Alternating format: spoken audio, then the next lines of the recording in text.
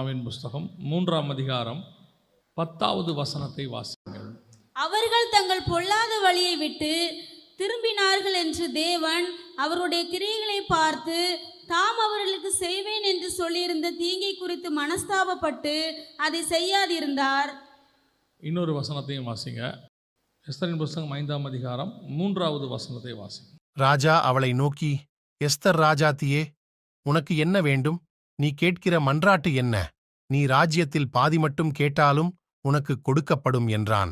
YONO தீர்க்கதரிசன புஸ்தகம் 3ஆம் அதிகாரம் 10வது வசனத்திலும் எஸ்தரின் புஸ்தகம் 5ஆம் அதிகாரம் 3வது வசனத்திலும் ரெண்டு முக்கியமான காரியங்களை பார்க்கிறோம்.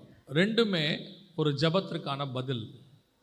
அங்கே தேவன் அவர்கள் செய்த ஜெபத்தை பார்த்து மனஸ்தாபப்பட்டு அவர்கள் மேல் வருவேன் என்று சொன்ன தீங்கை வராதபடி கர்த்தர் நிறுத்தினார் என்று சொல்லி பார்க்கிறோம். எஸ்தரின் புஸ்தகம் 5ஆம் அதிகாரத்தில் ராஜா எஸ்தரை பார்த்து சொல்லுகிறார், உன்னுடைய மன்றாட்டு என்ன? நீ ராஜ்யத்தில் பாதி கேட்டாலும் உனக்கு கொடுக்கப்படும் என்று சொன்னார். இங்கே ரெண்டுமே ஒரு ஜெபத்துக்கான பதில். ஏதோ ஒரு காரியத்தை அவர்கள் கேட்க வந்திருக்கிறார்கள், ரெண்டுத்திற்கும் பதில் கிடைக்கிறது. இந்த ரெண்டுத்திற்குமான பதில் எப்படி கிடைக்கிறது, எதனால் கிடைச்சது அப்படிங்கிறது தான் நாம் இப்போ பார்க்க போகிறோம். பொதுவாக நாம் ஜெபிக்கிறது எதற்காக? நாம் ஜெபம் பண்ணுறது அப்படின்னு இந்த ஜெபத்தில் பல முக்கியமான காரியங்கள் இருந்தாலும் ஒன்று நீங்கள் புரிந்து கொள்ள வேண்டும். நம்ம ஆண்டவருக்கு பேரே ஜெபத்தை கேட்கிறவரே, மாம்சமான யாவரும் உம்மிடத்தில் வருவார்கள். அவருக்கு ஒரு பேர் உண்டு, என்னென்னா ஜெபத்தை கேட்கிறவரே அப்படின்னு இருக்கு. அப்போ நம்ம ஜெபத்தை ஏறெடுக்கும் போது நமக்கு ஒரு நம்பிக்கை இருக்கிறது, நம்முடைய ஜெபத்திற்கு தேவன் பதில் தருகிறார் அப்படின்னு சொல்லி. ஆனால் தேவன் பதில் தருகிறார் என்பதற்கு நமக்கு உத்தரவாதம் இருக்குதா அப்படின்னு கேட்டிங்கன்னா, சில ஜெபம் கொஞ்ச நாள் கழித்து நமக்கு பதில் கிடைக்கும். ஆனால் பதில் கிடைக்கும் அப்படிங்கிறதுக்கு ஒரு உத்தரவாதம் உண்டு. உதாரணமாக நான் உங்களுக்கு சொல்கிறேன். இப்போது ஒரு காலேஜுக்கு சீட்டுக்கோ மெடிக்கல் சீட்டுக்கோ நீங்கள் அப்ளிகேஷன் போட்டிங்கன்னா சீட்டு கிடச்சிருச்சா இல்லையான்னு தெரியாது. ஆனால் அப்ளிகேஷன் எங்ககிட்ட வந்துருச்சுன்றதுக்கு என்ன பண்ணுவாங்கன்னு கேட்டிங்கன்னா, ஒரு அக்னாலஜ்மெண்ட் கார்டு ஒன்று அனுப்பிவிடுவாங்க. அது நமக்கு வந்துருச்சுன்னா என்ன அர்த்தம்? இது என்ன ஆயிடுச்சு, நான் சொன்ன விண்ணப்பம் அங்கே போயிடுச்சுன்னு அர்த்தம். அந்த கன்ஃபர்மேஷன் வந்து முதல்ல நம்ம ஜெபத்துக்கான ஃபஸ்ட்டு ஸ்டெப். முதல்ல இதுவே நமக்கு தெரியுமா, நான் பண்ணுற ஜெபம் தேவன்கிட்ட போகுதா? அதுக்கப்புறம்தான் என் ஜெபத்துக்கு பதில் வருதல். அது கால நிலையை பொறுத்து. சில ஜெபம், இப்போ நீங்கள் ஆண்டவரே எனக்கு குழந்தை இல்லைப்பா, குழந்தை தாங்கப்பான்னா அதுக்கான பதில் நமக்கு எப்படி ஒரு மாதம் கழித்து தான் தெரியும். ஆண்டவர் பதில் கொடுத்தா கூட நமக்கு என்ன செய்யும், ஒரு மாதமோ 2 மாதமோ கழித்து தெரியும். சில ஜெபத்துக்கு சில வருஷம் கழித்து கூட தெரியும். ஆனால் சில ஜெபம் உடனே தெரியும், இமிடியேட்டாக. ஒருத்தன் வந்து ஆண்டவர்கிட்ட விண்ணப்பம் பண்ணுறான், தாவீதின் குமாரனே எனக்கு இறங்கும். அந்த ஜெபத்துக்கு உடனே அங்கே என்ன செய்யுது, பதில் கிடைக்குது. சில ஜெபத்துக்கு உடனே பதில் கிடைக்கும், சில ஜெபத்துக்கு கொஞ்சம் நேரம் எடுக்கும், நாட்கள் எடுக்கும், சில ஜெபம் வருஷங்கள் கூட எடுக்கும். இப்போ உதாரணமாக தானியேல் ஜெபம் பண்ணுறார், எப்பொழுது எங்கள் சிறையிருப்பு திரும்பப்படும் அப்படின்னா 70 வருஷம் கழிச்சு அப்படின்னு தெரியுது அவருக்கு. அப்போ 70 வருஷம் கழிச்சு தான் அது என்ன ஆகும், அந்த ஜெபத்துக்கு பதில் கிடைக்கும். அந்த மாதிரி ஒவ்வொருத்துக்கும் ஒரு காலகட்டம் இருக்குது.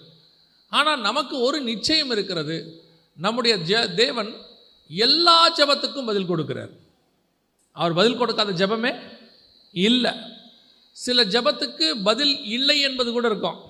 நீங்கள் தேவ சித்தத்தின்படி கேட்டிருக்க மாட்டீங்க. ஆனால் அதுக்கு ஒரு பதில் என்னென்னா, உனக்கு என்ன இல்லை, இது இல்லைன்றது கூட ஒரு பதில் தான். நம்ம எப்போவுமே ஆமாங்கிறதான் பதிலாக வச்சுருக்கிறோம். நம்ம போய் கேட்குறதெல்லாம் கர்த்தர் என்ன பண்ணிடணும், கொடுத்துடணும். நம்ம கேட்டதை அவர் கொடுக்கலன்னா அந்த ஜெபத்துக்கு பேர் என்னது, ஆண்டவர் எனக்கு என்ன செய்யலை, செவி சாய்க்கலை, எனக்கு அவர் பதிலே சொல்லலை. இல்லை, அவர் பதில் சொல்லியிருக்கிறார். என்ன பதில் சொல்லியிருக்கிறாருன்னா, உனக்கு தரமாட்டேன்னு பதில் சொல்லியிருக்கிறார். அதுவும் ஒரு பதில், தரமாட்டேங்கிறதும் ஒரு பதில். கவனிங்க. அப்போது ஒரு மிஷினரி, அந்த அம்மா வந்து பிறந்தபோது நடந்த சம்பவம், அவங்க மிஷினரி அப்புறம் தான் இந்தியாவுக்கு வந்தாங்க. பிறந்தபோது நடந்த சம்பவம், அவங்க கண்ணுடைய கருவழி மட்டும் கருப்பு கலரில் இருக்குமா. பொதுவாக அந்த ஊர்க்காரங்களுக்கெல்லாம் ப்ளூ கலரில் இருக்கும். நமக்கு கருப்பாக ப்ரௌனாக இருக்கிற மாதிரி அவங்க ஊர்க்காரங்களுக்கெல்லாம் ப்ளூவாக இருக்கும். அந்த அம்மாவுக்கு மட்டும் கருப்பாக இருக்கும். அப்போது கூட படிக்கிறவங்கெல்லாம் அவரை ரொம்ப கிண்டல் பண்ணியிருக்கிறாங்க. ஏன் உன் கண்ணு மட்டும் கருப்பாக இருக்குது, எதனால் அப்படின்னு சொல்லி அவரை ரொம்ப கேவலமாக பேசியிருக்கிறாங்க. இப்போ அந்த அம்மா கிட்டத்தட்ட அந்த வாலிப பிராயத்திலிருந்து ரொம்ப வருஷமாக ஜெபம் பண்ணுறாங்களா ஆண்டவர்கிட்ட, எனக்கு இந்த கருப்பாக இருக்கிறத ப்ளூவாக மாற்றி கொடுங்க ஆண்டவரே, ப்ளூவாக மாற்றி கொடுங்க ஆண்டவரேன்னு சொல்லி. ஆனால் அந்த ஜெபத்துக்கு பதில் வரவே இல்லை, அது கருப்பாக தான் இருக்குது. அவங்களும் ரொம்ப ஃபெட்டப் ஆயிட்டாங்க. சரி, நம்ம ஜெபத்துக்கு என்ன செய்யாது, பதில் வராது அப்படின்னு சொல்லிட்டு ஃபெட்டப் ஆயிட்டாங்க. ஒரு நாள் வந்தது, அவங்க மிஷினரியாக ஒப்பு கொடுத்து இந்தியாவுக்கு வந்தாங்க, குறிப்பாக தமிழ்நாட்டுக்கு வந்தாங்க. இங்கே வந்து ஊழியத்தை தொடங்கின போது இங்கே நம்ம எல்லாருமே கருப்பு கண்ணு உடையவங்க. அது மட்டும் இல்லாமல் நம்ம கலர்லாம், தோல் கலர்லாம் கருப்பு. அவங்க என்ன பண்ணுவாங்களாம், நம்மளில் ஒருத்தராக தன்னை காட்டணும், அப்போ தான் பழக முடியும்னு சொல்லி புடவை கட்ட பழகிக்கிட்டாங்களாம். அது மட்டும் இல்லாமல் நம்ம சரீரத்தில் என்ன பண்ணுவாங்களாம், கறி எடுத்து பூசிப்பாங்களாம். பூசிட்டு கூடுமான வரைக்கும் தன்னை கருப்பாக்கி கொள்வாங்களாம். ஆனால் என்ன ஒரு விசேஷன்னா, அவங்கள எதை மாற்ற முடியாதுன்னா, கண்ணு மட்டும் என்ன செய்ய முடியாது, அன்னைக்கு இந்த லென்ஸ் எல்லாம் கிடையாது, மாற்ற முடியாது. ஆனால் அவங்க எதுக்காக அதுக்கப்புறம் கத்தரை சோத்திரம் பண்ணாங்கன்னா, நல்ல வேளை என் கண்ணு என்னவா இருக்குது, கருப்பாக இருக்குது. ஏன்னா அன்றைக்கி கண்ணை வச்சு தான் பார்ப்பாங்களாம். அப்போ கருப்பாக இருக்குது. அப்போ அந்த ஜெபத்துக்கு கத்தர் என்ன செய்யலை, பதில் கொடுக்கல. சில ஜெபத்துக்கு கத்தர் பதில் கொடுக்கலனாலும் அதில் நன்மை இருக்கிறது என்று அர்த்தம். அல்லேலூயா. அப்போ நமக்கு ஒன்று புரியணும், நம்ம ஜெபம் எல்லாத்துக்கும் கத்தர் பதில் கொடுக்குறாரு, இல்லை என்பதும் ஒரு பதில், எல்லாத்துக்கும் பதில் கொடுக்குறாரு. அதனால தான் ஜெபத்தை கேட்கிறவரேன்னு இருக்கு. ஆனால் இங்கே நம்ம வாசித்த வசனத்தில் யோனா புஸ்தகத்துலையும் எஸ்தர் புஸ்தகத்துக்கும் 2 வித்தியாசம் இருக்குது. ஒன்று, இங்கேயும் கத்தர் பதில் கொடுக்கிறார், அங்கேயும் கத்தர் பதில் கொடுக்கிறார். ஆனால் அந்த பதில் கொடுக்கிற விஷயத்தில் ஆண்டவர்கிட்ட சில அந்த முறையில் சில மாற்றங்கள் தெரிகிறது. என்ன மாற்றம் தெரிகிறது அப்படின்னு சொன்னால், முதலாவது வாசிங்க, யோனாவின் புஸ்தகம் 3ஆம் அதிகாரம் 6வது வசனத்தை வாசி. இந்த விஷயம் நினிவேவின் ராஜாவுக்கு தெரிந்தபோது அவன் தன் சிங்காசனத்தை விட்டு எழுந்து தான் உடுத்தியிருந்த வஸ்திரத்தை களைத்து போட்டு இரட்டை உடுத்தி கொண்டு, நல்லா கவனிங்க, அவன் போட்டிருந்த வஸ்திரத்தை என்ன பண்ணிட்டான், மாற்றிட்டான். ராஜ வஸ்திரத்தை மாற்றி விட்டு அவன் ஒரு வஸ்திரத்தை போட்டுக்கொண்டான். அந்த வஸ்திரம் இரட்டை உடுத்தி கொண்டு இருக்கு. ரட்டு அப்படின்னா ஆங்கிலத்தில் சாக்லாத் அப்படின்னு சொல்லுவாங்க. சாக்லாத் அப்படின்னா நமக்கு புரிகிறபடி நான் உங்களுக்கு சொல்கிறேன். அது என்னன்னு கேட்டிங்கன்னா, இந்த கோணி பையில் செய்யக்கூடியதான ஒரு துணி, ஈஸியாக புரியறதுக்காக உங்களுக்கு சொல்கிறேன். அது குறிப்பாக யார்கள் போடுவாங்கன்னா, அந்த காலத்தில் அடிமைகள் போடுவாங்க.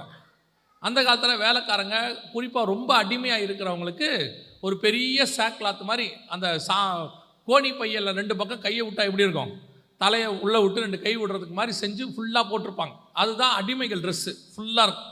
அதுக்கு பேர் ரட்டு. அப்படி ஒரு ட்ரெஸ்ஸை ராஜா போட்டுட்டு போய் தேவ சமூகத்தில் உட்காந்து ஆண்டவர்கிட்ட நோக்கி கெஞ்சுறான். இவன் யாருன்னு கேட்டிங்கன்னு சொன்னால், நினிவேயின் ராஜா. நினிவே என்பது வேதத்தின்படி தேவ ஜனங்கள் அல்லாதவர்கள். ஆண்டவருக்கு எல்லா ஜனங்களும் பொதுதான், ஆனால் உடன்படிக்கைக்கு வெளியே இருக்கிறவர்கள்னு அர்த்தம். இந்த உடன்படிக்கைக்கு வெளியே இருக்கிற ஜனங்கள் ஒரு காலத்தில் தப்பு செய்யும் போது அவர்களுக்கும் கத்தர் வாய்ப்பு கொடுக்குறார் மனம் திரும்புறதுக்கு, அவங்களுக்கும் சொல்கிறார். அப்படி சொல்லும் பொழுது அவர்கள் உடனடியாக அந்த ராஜா கேட்டு தன் சிங்காசனத்தை விட்டு எழுந்து, அவன் உடனடியாக அந்த இடத்தை விட்டு வந்துட்டான். தனக்கு ஒரு ஸ்தானம் இருக்குது, நான் ஒரு நாட்டுடைய ராஜா அப்படிங்கிறதெல்லாம் விட்டுட்டு அப்படியே முழுவதுமாக தன்னை தாழ்த்துகிறான். எந்த ரேஞ்சுக்கு தாழ்த்துறான்னு கேட்டிங்கன்னா, அடிமையின் இடத்துக்கு தன்னை தாழ்த்துகிறான். தாழ்த்தி அந்த இரட்டை உடுத்தி கொள்ளுகிறான். உடுத்தி கொண்டு தேவ சமூகத்தில் வந்து உட்காந்து அழுகுறான். இரவும் பகலும் 40 நாள் அவன் அப்படியே புசியாமலும் குடியாமலும். அதை விட பெரிய விஷயம் என்னன்னு கேட்டிங்கன்னா, கீழே சொல்லுது, அவன் மட்டும் இல்லையா, அவன் ஊரில் இருக்கிற எல்லாரும், அதையும் தாண்டி ஆடு மாடு கூட. வசனம் சொல்லுது யோனாவின் புஸ்தகம் 3ஆம் அதிகாரத்தில், மனுஷரும் மிருகங்களும் ரட்டினால் மூடிக்கொண்டு, எல்லாத்தையும் மூடுறான்ட்டான். எல்லாமே நாங்கள் அத்தனை பேரும் அடிமைகள் ஆண்டவரே உமக்கு முன்பாக. இது ஜெபத்துக்கு பதில் பெற்றுக்கொள்வதற்கான ஒரு வழி, தன்னை தாழ்த்துவது. நீ எப்பேற்பட்ட ஆளாக இருந்தாலும் தன்னை தாழ்த்துவது என்பது எந்த அளவுக்கு தாழ்த்தணும் அப்படின்னு கேட்டால், அடிமையின் ரூபத்துக்கு தாழ்த்தணும். எவ்வளவுக்கு எவ்வளவு தன்னை தாழ்த்துகிறோமோ அந்த அளவுக்கு மேலே இருக்கிறவர்கிட்ட என்ன பண்ண முடியும், நீங்கள் ஜெபத்துக்கு பதில் வாங்க முடியும்னு அர்த்தம். நல்லா கவனிச்சு பார்த்தீங்கன்னா நம்ம ஊர்லேயே நீங்கள் பார்க்கலாம். போலீஸ் உங்களை நிறுத்தி உங்ககிட்ட லைசன்ஸ்லாம் இல்லைன்னு வச்சுக்கோங்க, அடுத்த வார்த்தை அவங்க சொல்கிறது என்ன தெரியுமா? வண்டியை விட்டு இறங்கு. நம்ம வண்டியை விட்டு இறங்கி நிற்கிற தோரணையே மாறிடும். நம்ம கிராஜுவேட் முடிச்சிருக்கிறோம், நமக்கு சொந்த வீடு இருக்குது, அதெல்லாம் இல்லை, லைசன்ஸ் இல்லை, ஆட்டோமேட்டிக்காக நம்ம என்ன பண்ணிடுவோம்? வண்டியை விட்டு இறங்கிடுவோம். அப்படி கை வந்து ஒரு மாதிரி வந்துடும், குரலில் ஒரு தாழ்மை வந்துடும், ஆட்டோமேட்டிக்காக சாரெலாம் வந்துடும் வாயில். அதுவே நம்மக்கிட்ட எல்லா டாக்குமெண்ட்டும் இருக்குதுன்னு வச்சுக்கோங்க. அவர் வந்து நிறுத்துறாருனா வண்டி விட்டு இறங்கவே மாட்டோம். என்ன சார் அப்படிம்போம். லைசன்ஸ் இந்தாங்க சார், இன்சூரன்ஸ் இந்தாங்க சார், ஹெல்மெட்டு போட்டிருக்கேன் சார், அப்புறம் இல்லை நீங்கள் போங்க, ஓகே சார். பைக்கை விட்டே இறங்க மாட்டோம். எப்போ நம்மக்கிட்ட குறைவு வந்து விடுச்சோ, நம்மக்கிட்ட ஒரு தப்பு தெரிய ஆரம்பிச்சிருச்சோ, ஆட்டோமேட்டிக்காக நம்மளுடைய இது என்னவாயிரும்? ஸ்தானம் கீழே இறங்கிறோம். இதைத்தான் நினிவே ராஜா செய்கிறான். டக்குன்னு சிங்காசனத்தை விட்டு கீழே இறங்கிறோம். இன்றைக்கி நம்மக்கிட்ட இருக்க பிரச்சனை என்ன அப்படின்னு கேட்டிங்கன்னு சொன்னால், நாம் பல நேரத்தில் நம்மக்கிட்ட இருக்கிற குறைவுகள் இருந்தாலும் அந்த குறைவுகளை தேவ சமூகத்தில் தாழ்த்துவதில்லை. இப்போ தானியலுக்கு அவர் எங்கே இருக்கிறாருன்னு கேட்டிங்கன்னு சொன்னால், ராஜாவுடைய சமூகத்தில் உட்கார்ந்துருக்கிறார். 2ஆம் அதிகாரம் கடைசி வசனம் சொல்லுது தானியல் புஸ்தகத்தில், தானியலையோ வென்றால் ராஜா தன் கொலு மண்டபத்தில் வைத்தான் இருக்கு. கொலு மண்டபம்னா கிங்ஸ் கோர்ட் அப்படின்னு சொல்லுவாங்க. ராஜாவுக்கும் எல்லாருக்கும் நடுவில் யார் வந்தாலும் தானியலை பார்த்துட்டு தான் வரணும், அந்த இடத்துக்கு வச்சுட்டார். ஆனால் வசனம் சொல்லுது, தன் தேசத்தை குறித்து ஜெபிக்க வேண்டும் என்ற ஒரு நிலை வந்தபோது தானியேல் தன்னை முழுவதுமாய் தாழ்த்துகிறார். ஆண்டவரே, நாங்கள் பாவம் செய்தோம். அப்படியே முழுசா தாழ்த்துறது. இந்த தாழ்மை ஜெபத்துக்கான ஒரு மிக முக்கியமான வழியாக இருக்கிறது. நாம் தாழ்த்தணும். எந்த அளவுக்கு தாழ்த்துறோமோ அந்த அளவுக்கு கிடைக்கும். நாம் இன்னைக்கு ஒரு சிலர் ஜெபத்தில் கூட தன்னை தாழ்த்துறதில்லை, ஜெபத்தில் கூட பெருமை. அந்த ஐஸ்வர்யவான் ஜோமன் நாம் பாருங்க, ஆண்டவரே அவனை மாதிரி நான் இல்லைப்பா, அவன் தான் யாரு? பாவி, நான் நீதிமான். தானியேல் சொல்றான், நாங்கள் பாவம் செய்தோம், நாம் பாவி ஆண்டவரேங்கிறான். இது ஜெபத்தை பெற்றுக்கொள்வதற்கான ஒரு வழி. ரட்டை உடுத்தி கொள்வது. ரட்டு என்பது அதோடைய மிக முக்கியமான விஷயம் என்னன்னு கேட்டிங்கன்னா, துக்கம், தாழ்மை. அப்படியே தன்னை தாழ்த்தி கொள்வது, தேவனுக்கு முன்பாக பணிவது, நான் ஒன்றும் இல்லைன்னு சொல்கிறதுக்கான அடையாளம். ராஜ வஸ்திரம் தரிச்சிருக்கிறவன் நம்ம காலில் போட்டு மிதிக்கிற கோணி சாக்கு அதை தூக்கி தன்னுடைய ட்ரெஸ்ஸாக போட்டுக்கிறான். அப்படின்னா என்ன அர்த்தம்? எவ்வளவுக்கு எவ்வளோ தன்னை தாழ்த்துக்கிறானோ எல்லாத்தையும் விட்டான். ராஜ்யபாரத்தை விட்டுட்டான், எல்லாத்தையும் விட்டுட்டான். ஒன்னே ஒன்று கேட்டான், என் நாடு அழிவுக்கு நேராக போகுது, இமீடியட்டாக முழுவதுமாக தாழ்த்துதல். இந்த தாழ்மை உள்ளுக்குள்ளே வரணும். ரட்டு உடுத்துறது. இப்போ நம்ம ரட்டு உடுத்த வேண்டிய அவசியம் இல்லை. அதை நான் ஏன்னு உங்களுக்கு சொல்கிறேன். இப்போ நம்ம யாரும் கோணி பையை போட்டு உட்காரல, மூடிக்கொள்ளலை, எதையும் செய்யலை. ஆனால் இன்றைக்கி நமக்கு வேற ஒரு ட்ரெஸ் ஆண்டவர் கொடுத்துட்டார். நம்ம அதை தான் போட்டுட்டு தேவ சமூகத்தில் உட்காடுறோம். ஆனால் உள்ளுக்குள்ளே இந்த தாழ்மை இருக்கணும். பாருங்க, எப்பேற்பட்ட ராஜாவாக இருக்கிறான் தாவீது. அவனை போய் பார்த்தீங்கன்னா அத்தனை பேரையும் சண்டை போடுவான், அவனை கண்டா எல்லாருக்கும் பயம். ஆனால் பாவம் செஞ்ச உடனே தாவீது நானே அந்த மனுஷன்னு கீழே உட்காந்துட்டான். அப்படியே போட்டான் முழங்கால், நானே அந்த மனுஷன். இந்த தாழ்மை தான் வரணும். இங்கே யாருமே பூரண பரிசுத்தவான்கள் கிடையாது. ஒரு உபதேசம் இருக்கு, நாம பாவி கிடையாதுன்னு. நாம பாவத்தை கர்த்தர் மன்னிச்சிட்டார், ஆனால் நாம் இன்னும் பாவமாத்தில் இருக்கிறோம். மன்னிச்ச பிறகு எவ்வளோ பாவம் செஞ்சுருக்கிறோம். அதனால தான் வசனம் சொல்லுது, நம்மில் பாவம் இல்லை என்று சொல்வோமானால் நம்மை நாமே வஞ்சிக்கிறவர்களாகி இருப்போம். இன்னைக்கு நமக்கு அப்படி ஒரு குரூப் இருக்கு, அதை விட்டுருங்க. நாம பாவத்தை ஆண்டவர் மன்னிச்சிட்டாரு, நீதிமான் ஆக்கிட்டாரு. ஆக்கின பிறகு எத்தனை பாவம் இருக்குது, எவ்வளோ காரியங்களில் மீறுதல்கள் இருக்குது, எவ்வளோ கோபம் இருக்குது, மூர்க்கம் இருக்குது, இன்னும் எவ்வளோ விதமான காரியங்கள் நமக்குள்ள காணப்படுது. இது அத்தனையிலையும் நான் ஊழியக்காரன், நான் விசுவாசி, 10 வருஷம் விசுவாசி, எனக்கு வேதத்தை பற்றி நல்லா தெரியும், நான் ரொம்ப நல்லா பாடுவேன், எனக்கு இவ்வளோ டேலண்ட் இருக்குதுன்ட்டு ஜெபத்தில் போய் ஆண்டவர்கிட்ட காட்டக்கூடாது. ஆண்டவர்கிட்ட போகும்போது தாழ்மை வந்துடணும். நான் ஒன்றுமில்லைன்னு வந்துடணும். ஒன்றுமில்லை தான். தேவனோட கம்பேர் பண்ண நாம ஒன்றுமில்லை. நீங்கள் தாவீது ராஜாவையே இருந்தாலும் அவன் ஒன்றுமில்லைன்ட்டான். கமாலியல் பாத்தில் படித்தவனே சொல்லிட்டான், நான் ஒன்றுமே இல்லை ஆண்டவரே, நான் எல்லாருக்கும் எல்லாமானேன், எல்லாருக்கும் அடிமையானேன். இதான் முதலாவது. உங்களுக்குள்ள அந்த தாழ்த்துக்கிற சுபாவம் வரணும். அந்த தாழ்த்துக்கிற சுபாவம் வரணும்னா ராஜா என்ன பண்ணா, ஃபர்ஸ்ட் சிங்காசனத்தை விட்டு கீழே இறங்கிட்டான். உட்காந்துருக்கிற இடத்தோட என்ன பண்ணிட்டான், கீழே இறங்கிட்டான். அதான் ரொம்ப முக்கியம். நீங்கள் உங்கள் மைண்டில் ஒன்று உட்காந்துருக்குது, நீங்கள் யாருன்னு. அது கிராஜுவேட்டுன்னு உட்காந்துருக்கோம், பணக்காரன்னு உட்காந்துருக்குறோம், அல்லது கோடீஸ்வரன் உட்காந்துருக்கோம். சிலது உன் மைண்டில் ஏறி உட்காந்துருக்கோம். அங்கேருந்து இறங்கணும் கீழே. முதல்ல அந்த இடத்த விட்டு இறங்கிடணும். நான் எந்த இடத்துல வேலை பார்க்குறேன், என்ன சம்பாதிக்கிறேன், மாதம் எவ்வளோ வருது, எத்தனை வீடு இருக்குது, எங்கள் ஊர்லேயே எனக்கு என்ன பேர், எங்கள் அப்பா யார், அந்த இடத்த விட்டு இறங்கணும் கீழே. எல்லாத்தையும் விட்டுட்டு இறங்கிட்டு ஆண்டவர்கிட்ட சொல்லணும், ஆண்டவரை நான் நட்டுடுத்தி கொள்ளுகிறேன். யார்ப்பா? அடிமை ஆண்டவரை. அது இருதயத்துக்குள்ளே வரணும், வெளியே இல்லை.